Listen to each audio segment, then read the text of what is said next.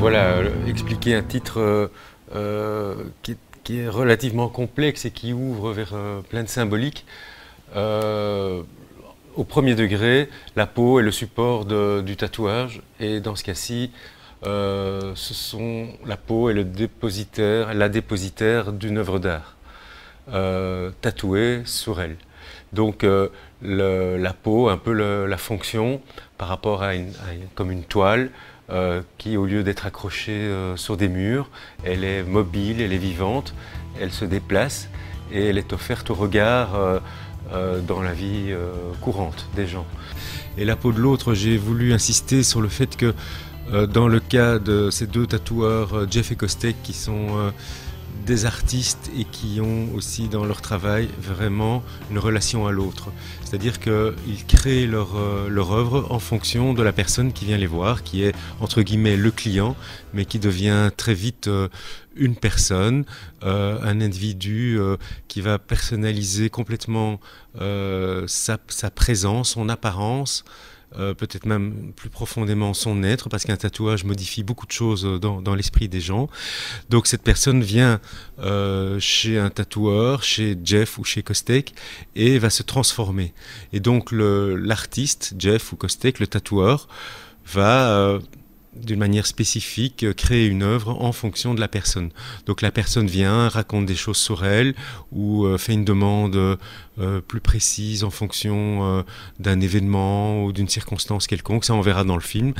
Et le fait d'être capable de créer chaque fois une œuvre originale sur un autre, pour moi, c'était vraiment fondamental parce qu'on remarque tout au cours du film que le contact humain est vraiment le succès de ces deux tatoueurs.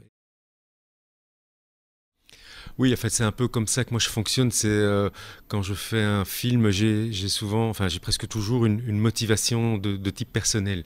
Et donc là, la motivation est que ça faisait 1 an ou 2, avec ma copine, on avait envie de se faire tatouer. On avait été à Berlin, on avait vu plein de tatouages. Ça nous avait créé quelque chose de, je ne sais pas moi, d'un peu sensuel. Il y avait un fantasme. Et bon, entre le fantasme et le passage à l'acte, souvent il y a tout un chemin à faire. En feuilletant des revues et des revues de tatouage, moi ça me disait rien du tout. Personnellement, de me faire plaquer un dessin qui existe parce que je ne participe pas à cette symbolique, à un sens. Pourquoi, s'il existe, je devrais le mettre sur ma peau. Donc en fait, par hasard, je suis tombé sur Internet, sur le site de la boucherie moderne, et j'ai découvert le travail de Jeff et Kostek. Et alors là, j'ai vraiment découvert un art contemporain personnalisé sur chaque individu. Et donc là, ça m'a vraiment séduit, parce que je sais ce que je vais avoir sur moi, ce sera en relation de ma demande, mais aussi de la créativité d'un artiste. Et donc à ce moment-là, il y a une espèce de mythologie contemporaine que j'intègre en moi et qui m'intéresse. C'est pas du polynésien, c'est pas du Johnny, c'est pas des symboles papillons, dauphins, etc. qui ne m'intéressaient pas. Donc c'était vraiment quelque chose de propre et que je vais pouvoir assimiler. Et du coup, la réflexion qu'on se fait toujours par rapport au tatouage, oui, mais dans 20 ans, est-ce que tu aimeras encore ce tatouage? Cette question est dépassée parce qu'en fait, le tatouage, il est une émanation de mon propre désir d'un moment, et il est original. Donc ce n'est pas un cliché que j'ai posé à un moment de ma vie sur moi. Oui, c'est-à-dire que, en fait, j'ai fait le film, en fait, j'ai pas vraiment terminé de répondre à l'autre question. J'ai fait le film parce que je me suis fait tatouer. Mais c'est pas suffisant. Tous les gens qui se tatouent n'ont pas envie de faire un film. Je fais ça. Et donc, en fait, ce qu'il y a, c'est que j'ai passé 2 séances. L'une avec Jeff, l'autre avec Kostek, parce qu'en fait, j'aimais autant la production de l'un que de l'autre. Et déjà, quand je suis arrivé, quand j'ai fait ma première rencontre avec Kostek, il m'a dit: ah ben écoute, si tu aimes les deux, ben on va faire un travail ensemble où on va se partager. Donc il y a aucune concurrence entre eux. Ça m'a déjà séduit. Et puis j'ai passé vraiment 2 journées extraordinaires dans ma vie, et j'ai compris des tas de choses sur moi-même alors que je me faisais tatouer. Juste mon premier tatouage avec Kostek, c'était des lignes dans le dos. Et tout à coup, en parlant avec lui, il s'est mis à me raconter plein de choses sur lui. Il y avait tout de suite un contact incroyable, quelqu'un qu'on ne connaît pas, qui tout à coup se donne lui-même parce qu'il y a un partage. Il y a un partage de sa vie, de ma vie, il y a un échange qui se produit et c'est assez incroyable. Et avec Jeff, c'est aussi toutes des histoires qu'il raconte. On ne le connaît pas, on débarque chez lui. 3 heures après, on a l'impression euh, d'avoir vécu quelque chose d'incroyable, d'être rentré comme dans un film. Une séance de tatou avec Jeff, c'est comme un film, en fait. Il se passe tellement de choses dans le récit, dans l'échange. Et du coup, après, je venais de terminer mon film sur Rockrill. Je me suis dit, je cherche un sujet. Ouais, je vais faire un essai. C'est pas sûr, je connais rien à ce monde-là. Mais donc, ce serait bien d'avoir une espèce de tribulation initiatique pour moi en les suivant. Euh, En tout cas, en ce qui me concerne, oui, certainement. Et vraiment, pour la plupart des gens que j'ai filmés, c'est aussi le cas. Je ne dirais pas que c'est le cas pour tout le monde, mais c'est vraiment le cas. Parce que quand on vient faire un tatouage, il y a souvent une raison qui touche à l'intime. Par exemple, on verra dans le film un gars qui vient se faire tatouer parce qu'il vient d'avoir un enfant. Il y a un jeune couple qui vient se faire tatouer parce que c'est comme pour sceller leur amour. Il y a quelqu'un qui vient parce qu'il y a une fille qui a 20 ans et qui veut marquer quelque chose. Donc chaque fois, ça marque. Il y a un gars qui arrive, qui veut régler un problème d'épouvante de son enfance. Voilà. Et moi, en fait, quand je suis arrivé pour me faire tatouer, je ne savais pas.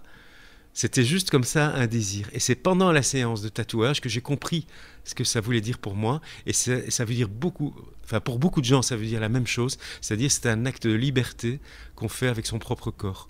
Et c'est la révélation qu'on peut avoir de cette possibilité de transformer soi-même son corps. On est né d'une certaine manière. Nos parents nous ont donné une peau, un corps.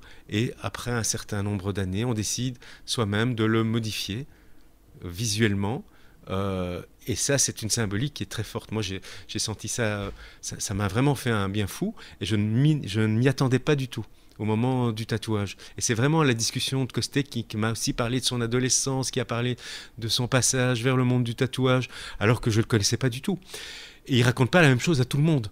Et c'est pas non plus le gars qui va répéter systématiquement son truc. Non, c'est vraiment chaque fois une relation vécue avec les personnes. Et ça, c'est fascinant et on le voit à travers le film. Oui, il y a dans le monde du tatouage, en fait, il y a un nouveau courant qu'on appelle la veine graphique. C'est-à-dire, ce sont des tatoueurs qui ont commencé à faire vraiment de l'art contemporain qui part de l'abstrait et qui est, je dirais, de type conceptuel ou architectural par rapport au corps et qui arrive à pénétrer une espèce de force émotionnelle. De cette manière-là, je considère que c'est de l'art spécifique sur le corps. Par exemple, je me souviens en feuilletant les premiers catalogues de Kostek, il y a par exemple, il y a un tatouage, c'est juste une ligne qui part de la nuque et qui rejoint un talon. Donc il y a une légère asymétrie. Et comme ça, quand on dit ça, ça a l'air de rien, mais quand on le regarde, c'est complètement fascinant. Il y a quelque chose, parce que le corps devient un ensemble architectural. Et en fait, c'est parfois, quand je vois des tatouages de Kostek, c'est comme de la musique de Bach. Il y a quelque chose une construction, et cette construction, évidemment, elle est complètement spécifique au corps. C'est vraiment incroyable. Donc il y a un tatouage qui peut partir d'un bras, qui va rejoindre le torse, ou qui va déséquilibrer une démarche, qui va complètement changer une allure. Parfois c'est quelque chose de très discret, parfois c'est très plein, ça dépend des demandes des gens.